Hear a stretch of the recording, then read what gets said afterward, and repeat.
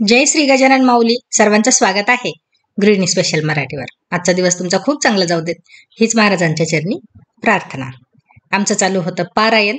तर हे अबोलीचे फुलं आणले होते शेजारच्या ताईने आणि सुईने जर त्याचा असा हार केला तर ते फुलं लगेच असे शेजारी शेजारी येतात आणि काही जवळ काही असं थोडासा हार तो चांगला दिसत नाही. तर त्या म्हणत गाठ पाडून करा. गाठ पाडून गजरा 1-2 वेळा टाकलेला आहे व्हिडिओमध्ये, पण या पद्धतीची गाठ करत असते. फुलं जे आहे जिथल्या तिथेच राहतात, थोडे सुद्धा सरकत नाही. फुलांचा हार करू शकता तुम्ही गाठ पाडून किंवा गजरा या पद्धतीने करू शकता. तर अबोलीचे फुलं भरपूर होते आणि कुंदाचे थोडे थोडेच होते. आणि आजच्या व्हिडिओमध्ये खूप काही जुगाड केलेला आहे साफसफाई करताना. तर शेवटपर्यंत व्हिडिओ पहा, म्हणजे तुमच्या लक्षात येईल की आम्ही काय काय केलेलं आहे. मंदिराची साफसफाई करायच्या वेळेस खूप जुगाड करावा लागेल. तर हार जवळपास कंप्लीट झालेला आहे आणि शेवटचाच दिवस होता, त्याच्यामुळे 2-3 अध्याय घेऊन नंतर मंदिराची साफसफाई केलेली आहे. तर व्हिडिओ शेवटपर्यंत पहा आणि आवडल्यास लाईक, शेअर आणि सबस्क्राईब करा.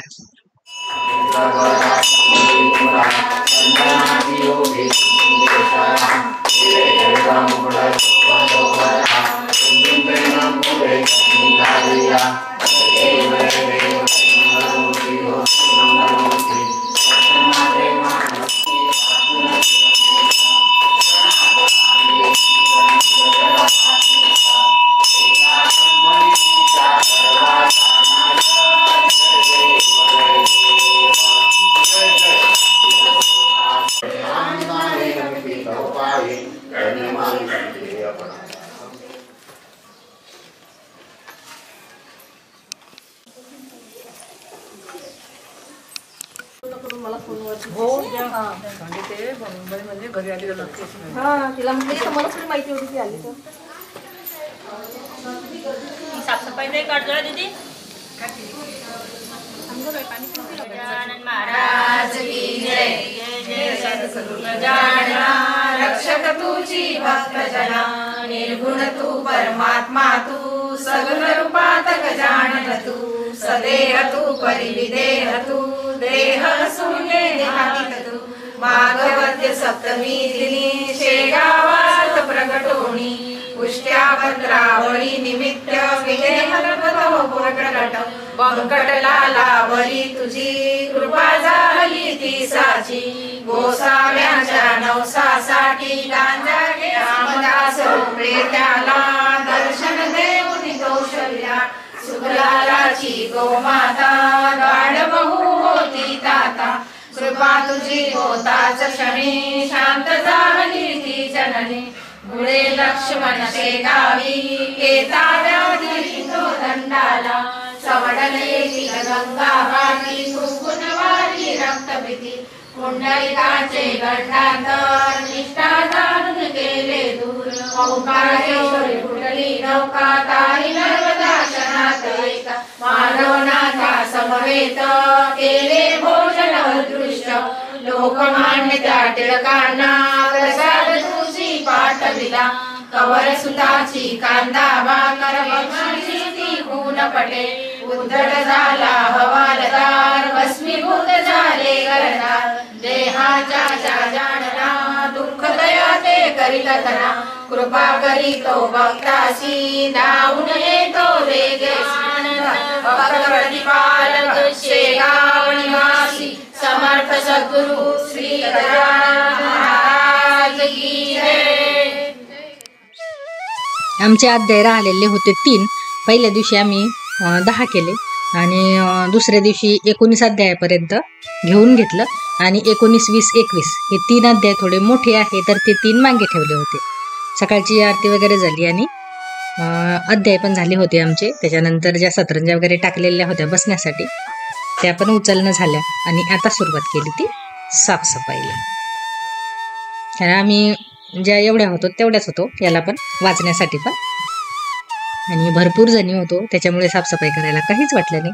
त्याच्या अगोदर महाराजांची जी मूर्ती आहे, पूजा सकाळी झालेली होतीच, तर वरची धूळ जाळं त्यांच्या अंगावर पडलं असतं, त्याच्यासाठी ते झाकून ठेवले.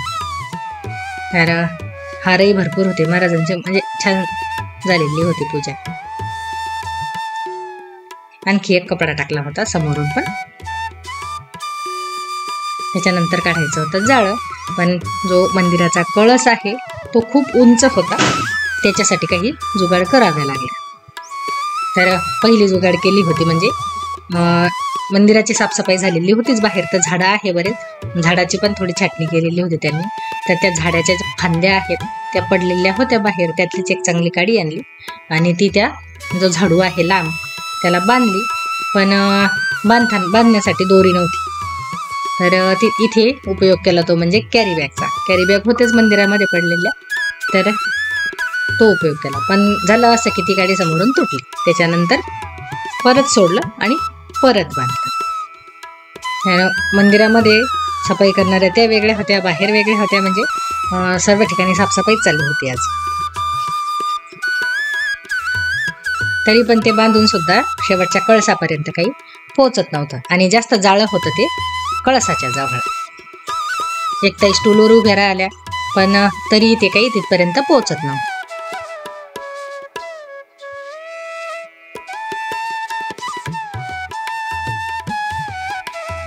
टाईल्स आहे मंदिरामध्ये चौबाजून पण, तर ती घासणं सुरू होते. परत एक फांदी आणली मी, तर ती फांदी जी आहे समोरून त्याला पूर्ण अशा बारीक बारीक छोट्या छोट्या फांद्या होत्या. तर त्या ताई म्हणत आपण ते तोडून घेऊ, पण म्हटलं तोडू नका, त्या फांदीनेच पूर्ण जाळं ते निघू दिलं. आणि झालंही तसंच, त्या तोडायला लागल्या होत्या. तर ते शेवटच्या कळसापर्यंत गेलं आणि पूर्ण जे जाळं आहे ते पण निघालं. तर हा इथे केला होता आम्ही दुसरा जुगाड. पूर्ण जाळं निघाल्यानंतर त्याला ते असं लपेटून आलं.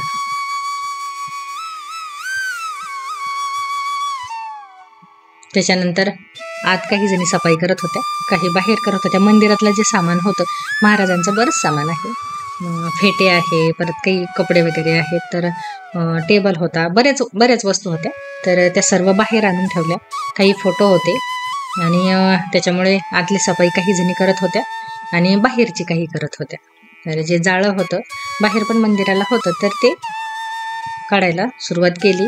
त्याच्यानंतर जे मंदिरामध्ये दिवा लागतो रोज, तिथे खूप चिकट झालेलं होतं आणि ते किती घासलं असतं तर निघलं नसतं. तर इथे या ताईने एक जुगाड केला, तो म्हणजे चाकू आहे. चाकूने ते जे चिकटपणा आहे तो सर्व काढला आणि अगदी साफ झालेलं होतं. नंतर ताराची घासणी साबण त्याने ते टाईल्स घासून त्या पुसून स्वच्छ केल्या त्यांनी.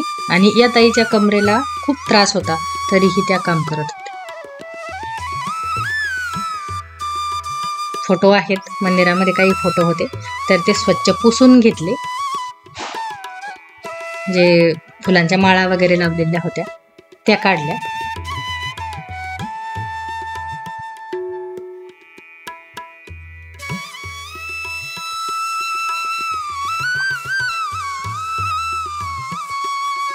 फेट्यामध्ये पण बारीक बारीक धूळ होती, तर ती काढण्यासाठी जी ही मंदिरातलीच फळी आहे छोटीशी, तर त्याने सांगितलं त्या ताईंनी साफ करायला. तर त्यानं पण असं जे त्याच्यामधली धूळ जाळं खूप पटकन निघालं. मंदिरातले कपडे होते ते त्यांनी झटकून वगैरे त्याच्या पण घड्या व्यवस्थित करून ठेवल्या.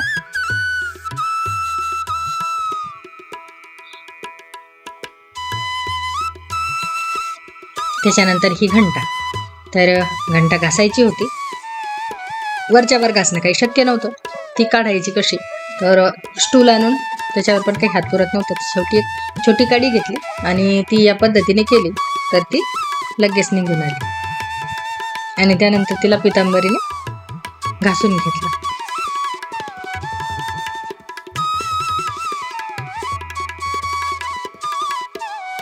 समोरचे तोरण हार जे काही होतं ते पण काढून घेतलं, ते स्वच्छ पाण्याने धुतलं. आता इकडे घंटा घासत होते ना. फोटो साफ करताना कागद होते तिथे, तर कागद थोडे ओले केले आणि पूर्ण फोटो पुसून घेतला, तर खूप स्वच्छ झालेला होता. थोडंसंच पाणी घेतलं कागदाला आणि पुसून घेतलं. इकडे आता घंटा पण पूर्ण स्वच्छ झाली, तरी त्यांनी चाकूने नंतर केलं होतं.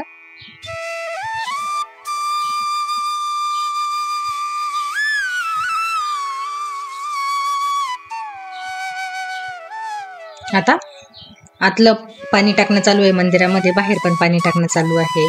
कोणी एक ताई तिकडे पाणी भरून देत होत्या, आम्ही दोघी तिघी आणत होतो आणि ह्या काही आहेत ह्या समोर लोटत होत्या. आणि हीच जर सफाई एक किंवा दोघीनं केली असती तर पूर्ण दिवस गेला असता. कारण दिसताना मंदिर हे लहान दिसतं पण बरंच मोठं आहे. आतूनही बरीच वेळ सफाई चालली. तर आम्ही इतक्या जणी असल्यामुळे आम्हाला 1 ते 1.5 तासामध्ये पूर्ण कंप्लीट झालं. काही आतलं साफ करत होत्या तर काही बाहेर होत्या. ज्याच्या हातामध्ये जे काम पडेल ते त्यांनी केलं असं सांगितलं, कोणच कोणाला नाही. त्याच्यानंतर आतला ग्रेनाईट पाहू शकता तुम्ही. त्याच्यानंतर टाईल्स खूप स्वच्छ झालेली होती. आणि आता जे महाराजांच्या अंगावर कपडे टाकलेले होते ते काढले, तर मूर्ती खूपच सुंदर दिसायला लागली होती. तर याच पद्धतीने हा व्हिडिओ कंप्लीट झाला. तुम्हाला कसा वाटला कमेंटमध्ये नक्की सांगा. नवीन असाल तर चॅनलला सबस्क्राईब करा. तर भेटू उद्या प्रगट दिनाच्या दिवशी. तोपर्यंत धन्यवाद.